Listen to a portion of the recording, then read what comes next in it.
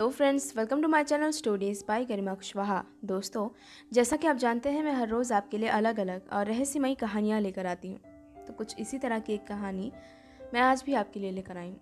दोस्तों, हो सकता है आपको मेरी आवाज़ थोड़ी बदली हुई सी महसूस हो, क्योंकि मेरा गला थोड़ा ख़राब हो गया है। मेरी ही गलती थी।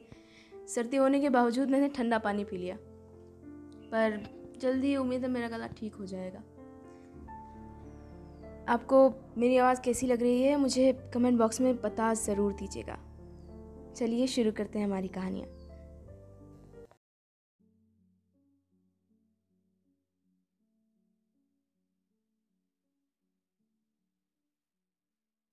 इस सब के बाद औरोरा को आज़ादी मिल गई थी घर में घूमने फिरने की। उसकी माँ उसे कई दिनों से उसके कमरे से बाहर नहीं जाने दे रही थी, एक अनजान डर की वजह से। वो डर जो उन्हें हर पल सताता रहता था। पर घर में उन 3 मेहमानों के आ जाने से औरोरा को बहुत अच्छा लग रहा था। घर भरा भरा महसूस होता था। हर वक्त उनके बोलने की, हंसने की, खिलखिलाने की आवाज़ें घर में फैली रहती थी। एक तरह से मिस पार्किंस को भी ये सब कुछ अच्छा लगता था। एक रात औरोरा जब सो रही थी, अचानक उसे वही औरत नज़र आई, पर इस बार और भी बदतर तरीके से। ये वही औरत थी जो एंडी को नज़र आई थी, और उन्होंने अपने आँखों से उसे देखा। वो उसके सामने थी, सफ़ेद कपड़ों में। उसकी गर्दन गायब थी और हाथ में एक खून से भरा बर्तन था, जिससे खून लगातार टपकता जा रहा था। एक अजीब चीखने की आवाज़ पूरे कमरे में फैली हुई थी, एक बहुत खौफनाक चीख। औरोरा इस सब को देखकर बहुत डर गई। फ़ौरन अपने कमरे का दरवाज़ा खोलकर बाहर भागी, अपनी माँ के कमरे की तरफ। वो ज़ोर से चीखी और उसने दरवाज़ा खटखटाना शुरू किया। मॉम! उसके बाद उसकी मॉम ने दरवाज़ा खोला। क्या हुआ, क्या हुआ औरोरा? क्या तुम ठीक हो बेटी? मैंने फिर से उसे देखा। Oh my God! अंदर आओ, मेरे पास बैठो। क्या हुआ था? मैंने उसे फिर से देखा मॉम। पिछले हफ्ते ये तीसरी बार है जब मैंने उसे देखा। इस बार वो और भी बदतर नज़र आई। हर बार वो भयानक होती जाती है। पता नहीं मेरे पास कितना वक्त बचा है।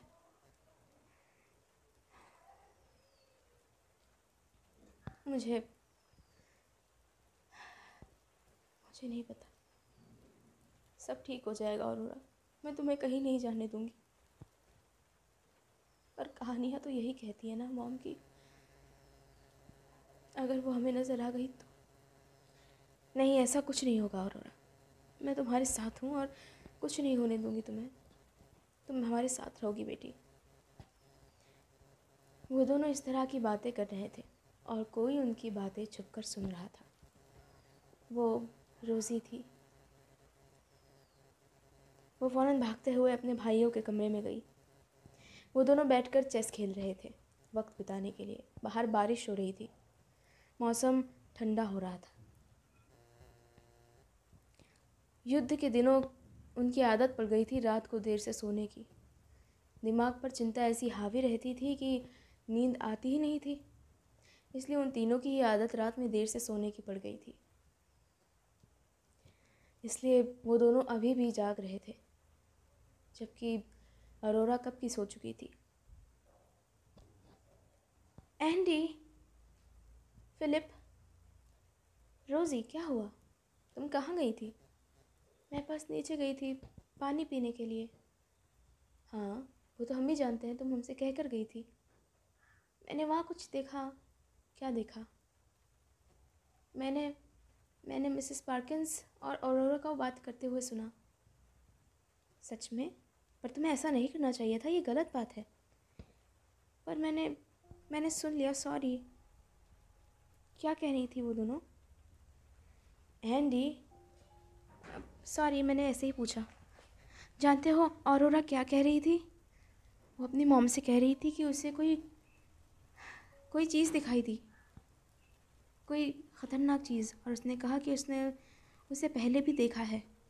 वो कह रही थी कि वो हर बार ख़तरनाक होती जा रही है, और ऐसे ही पता नहीं कितनी सारी बातें। मुझे कुछ अजीब लग रहा था फिलिप। हम ऑरोरा से बात करके देखे, वो बहुत परेशान लग रही थी, वो रो रही थी। हम सुबह बात कर सकते हैं रोज़ी, इस वक्त बात करना ठीक नहीं रहेगा। रात के 11 बज रहे हैं, उन्हें अजीब लगेगा और मिस पार्किंस भी नाराज़ हो जाएंगी। तो हम उससे सुबह बात करेंगे। कहते हुए रोज़ी वापस अपने कमरे में चली गई, जबकि वो दोनों वहाँ बैठे वापस चेस खेलने में लग गए। अगला दिन हुआ। बारिश उसी तरह जारी थी। मौसम में ठंडक घुल गई थी, और ऐसा मौसम एंडी को बहुत कमरास आता था। उसे सांस लेने में और ज़्यादा तकलीफ़ होने लग गई थी जब से मौसम ठंडा हुआ था।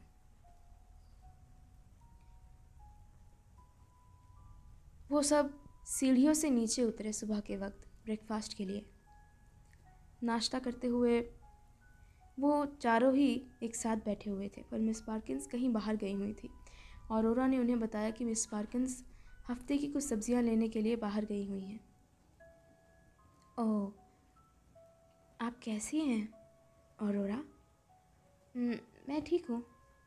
तुम सब कैसे हो? हम भी ठीक हैं। रोज़ी, तुम कुछ कहने वाली थी। दीदी, मैंने रात के वक्त आपको और आंटी को बात करते हुए सुना। तो तुमने हमें बात करते हुए सुना? तुम जाग रही थी? हाँ, हमारी आदत है रात के 1 या 2 बजे तक सोने की। पर क्यों? क्योंकि हमारे यहाँ युद्ध होता रहता है, और इसलिए हमें रात देर तक जागना पड़ता है। उनकी आवाज़ हमें सोने नहीं देती है, और एक तरह का डर भी रहता है। तुमने क्या सुना रोज़ी? क्या आप बीमार हैं? नहीं नहीं नहीं, तो किसने कह दिया तुमसे? मुझे लगा कि आपने कुछ अजीब देखा दीदी। नहीं, कैसी बात कर रही हो रोज़ी? बस ऐसे ही मैंने पूछा। आप कल आंटी से कुछ वो तो हम बस ऐसे ही। तुम्हें किसी की बातें नहीं सुननी चाहिए रोज़ी, गलत बात होती है। I am sorry. फिलिप ने भी मुझे डांटा था कल, और मैं बस यहाँ से गुज़र रही थी और मैंने आपकी बातें सुन ली गलती से। नहीं, मैंने ऐसा कुछ नहीं देखा।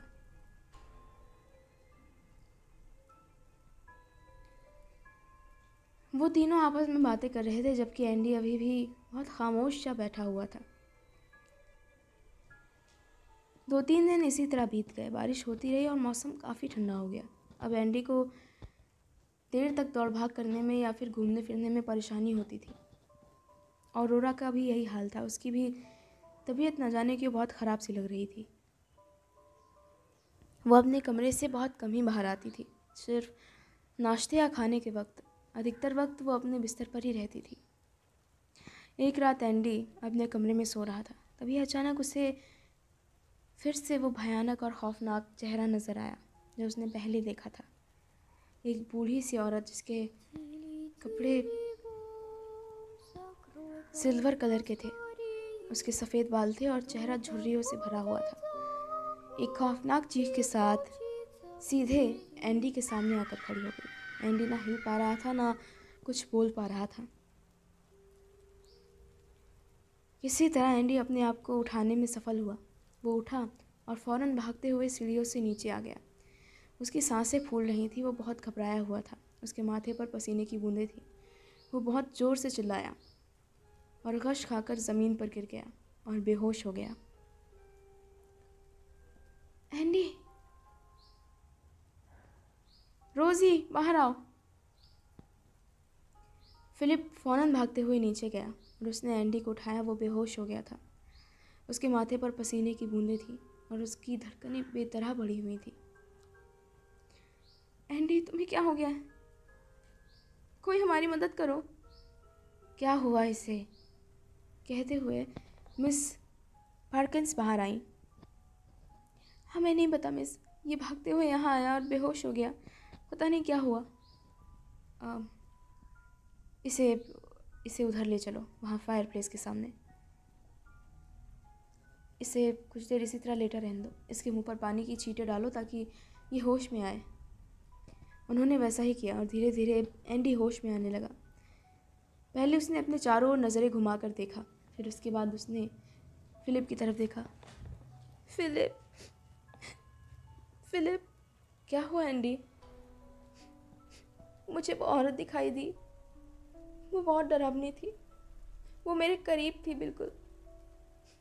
मैं हिल नहीं पा रहा था, मैं बहुत डर गया था। औरत दिखाई दी? क्या मतलब है तुम्हें वो औरत दिखाई दी? फिलिप के बजाय मिस पार्किंस ने उसके सवालों का जवाब दिया। क्या मतलब है तुम्हारा कि तुमने किसे देखा तुमने? मुझे नहीं पता, वो एक औरत है, बूढ़ी सी, उसके बाल सफ़ेद हैं और वो बहुत डरावनी दिखती है। जब मैं सोता हूँ तभी वो मेरे सामने आती है और बहुत ज़ोर से चीखती है, मेरी नींद खुल जाती है, मैं बहुत डर जाता हूँ। क्या मतलब है कि तुम, ऐसा कैसे हो सकता है? क्या मतलब है आपका कि ऐसा कैसे हो सकता है? फिलिप ने पूछा। नहीं नहीं, कुछ नहीं, तुम लोग वापस अपने कमरे में जाओ। ऐसा कैसे हो सकता है? हमें बताइए मिस पार्किंस, क्या बात है, क्या नहीं हो सकता?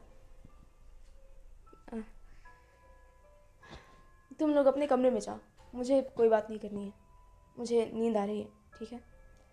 और मेरे ख्याल में इस लड़के को तुम अपने साथ ही सुलाओ तो अच्छा होगा, वो काफ़ी डर गया है, समझे? तुम उसके बड़े भाई हो, उतना तो ख्याल रख सकते हो। हाँ ज़रूर। कहते हुए फिलिप एंडी को अपने कमरे में ले गया। वो दोनों कुछ देर तक वैसे ही लेटे रहे। एंडी की धड़कनें अभी भी भरी हुई थी और वो बहुत घबराया हुआ था। फिलिप को भी रात भर ढंग से नींद नहीं आई। रोज़ी भी आज उनके कमरे में ही बैठी हुई थी। अगली सुबह जब उनकी नींद खुली, वो सब सीढ़ियों से नीचे आए। उन पांचों ने एक साथ बैठकर नाश्ता किया और उसके बाद मिस पार्किंस बाहर कुछ साफ सफाई करने के लिए चली गई। कई दिनों की बारिश से बागीचे में बहुत कीचड़ इकट्ठा हो गया था और उनके पेड़ और पौधे, उनकी डालियाँ टूट गई थी जिन्हें मिस पार्किंस आज काट कर साफ करने वाली थी। कल रात कुछ हुआ था फिलिप? नहीं, कुछ खास नहीं। मुझे बताओ, मैं अपने कमरे से बाहर नहीं आ सकी, मुझे माफ़ करना, मैं बिल्कुल चल फिर नहीं पा रही हूँ। आपको देखकर ही पता चल रहा है, बहुत कमज़ोर हो गई हैं औरोरा। क्या आप किसी डॉक्टर से बात? हाँ मैंने की, कई डॉक्टरों से, पर आप बीमार हैं, है ना? हाँ मैं बीमार हूँ, पर ये कोई खौफनाक बात नहीं है, कितने लोग बीमार पड़ते रहते हैं। तुम बताओ, कल रात क्या हुआ था आखिर? मुझे किसी की चिल्लाने की आवाज़ आई थी। तुम सब ठीक तो हो?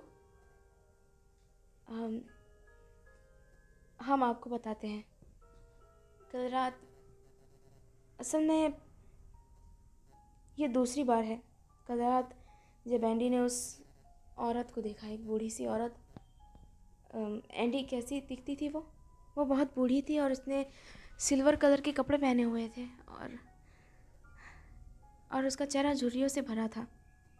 हाँ, एंडी ने उसे देखा। ये दूसरी बार था जब उसने उसे देखा। दूसरी बार नहीं, हाँ उससे पहले तुमने एक बार मुझे बताया था। सबसे पहली बार तुमने उसे तभी देखा था, है ना? मैंने बीच में एक दो बार उसके चिल्लाने की आवाज़ सुनी मेरे कमरे में। मैंने उसे देखा तो नहीं, पर मैंने उसकी आवाज़ सुनी। एक मिनट, क्या तुमने एक बूढ़ी औरत को देखा? क्या वो चिल्ला रही थी? हाँ। माय गॉड, ऐसा कैसे हो सकता है? क्या नहीं हो सकता? आई एम सॉरी, कल कल मिस पार्किन से भी जब हमने ये बात कही तो उन्होंने भी कुछ ऐसे ही रिएक्शन दी थी। आखिर क्या बात है? क्या नहीं हो सकता? क्यों नहीं हो सकता? क्या है वो? कौन है वो लेडी? क्या आप उसके बारे में जानती हैं? हमें बता दीजिए प्लीज़। असल में ये एक लंबी कहानी है, पता नहीं तुम लोग इस पर विश्वास करोगे या नहीं। आप हमें बताइए। एंडी उसे बार बार देख रहा है, कुछ तो वजह होगी इसकी। पता नहीं तुम्हें कैसे बताऊं। एंडी अकेला नहीं है इस घर में जिसने उसे देखा। क्या मतलब है? क्या किसी और ने भी देखा है? मैंने देखा है उसे। आपने भी देखा है? क्या वो कोई भूत है? हाँ, कह सकते हो, एक तरह का भूत। पर वो क्यों नजर आती है? क्या वो हमें मारेगी? किसी एक को? सच सच में? देखो, मैं तुम्हें कहानियाँ बताती हूँ। कहते हैं कि देखो, मैं तुम्हें पूरी कहानी बताती हूँ। देखो, यहाँ यूरोप में एक अफवाह फैली हुई है। अब तुम उसे अफवाह कहो या सच्चाई, मैंने उसे एक्सपीरियंस किया है, महसूस किया है। तुमने भी देखा है एंडी, है ना? हाँ, कहते हैं बांशी नाम की एक लेडी, असल में वो एक स्पिरिट है, एक तरह की आत्मा, एक तरह की सोल, जो हमें तब नज़र आती है जब मौत हमारे करीब होती है। वो एक खौफनाक आवाज़ में चिल्लाती है, एक बहुत गहरी और दर्द भरी आवाज़ में, जो कि हमें दिखाती है कि हमें भी आने वाली ज़िंदगी में ऐसा ही दर्द मिलने वाला है। हमारी ज़िंदगी हमसे दूर जाने वाली है, चीज़ें बदलने वाली हैं। जब भी वो नज़र आती है, वो हमें चेतावनी देती है हमारी आने वाली मौत के बारे में।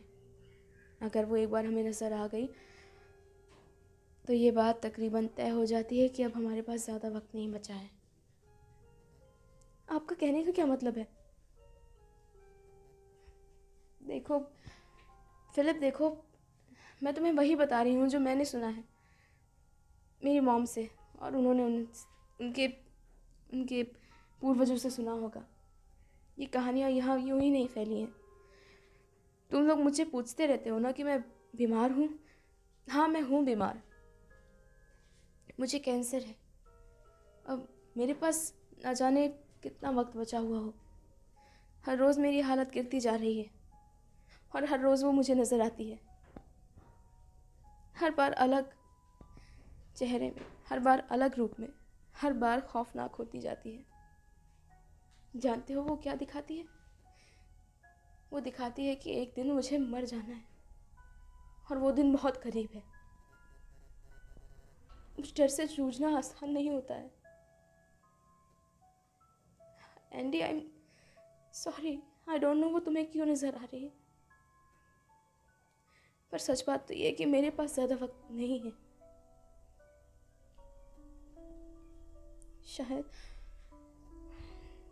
शायद कुछ दिन, या हो सकता है कि सिर्फ एक दिन, या हो सकता है कि मैं कल की सुबह भी ना देख पाऊँ। कुछ भी नहीं कह सकती मैं। इसीलिए मॉम मुझे उस कमरे में बंद रखती है। वो डरती हैं कि कहीं मेरे साथ कोई अनहोनी ना हो जाए। वो चाहती है कि जितने वक्त मैं उनके साथ रह सकती हूँ मैं उनके पास रहूँ।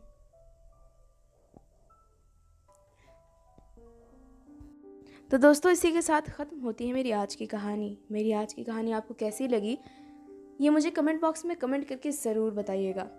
अगर आप मेरे चैनल पर नए हैं तो चैनल को सब्सक्राइब कर लीजिएगा, और वीडियो पसंद आई हो तो वीडियो को लाइक ज़रूर कर दीजिएगा। Thank you.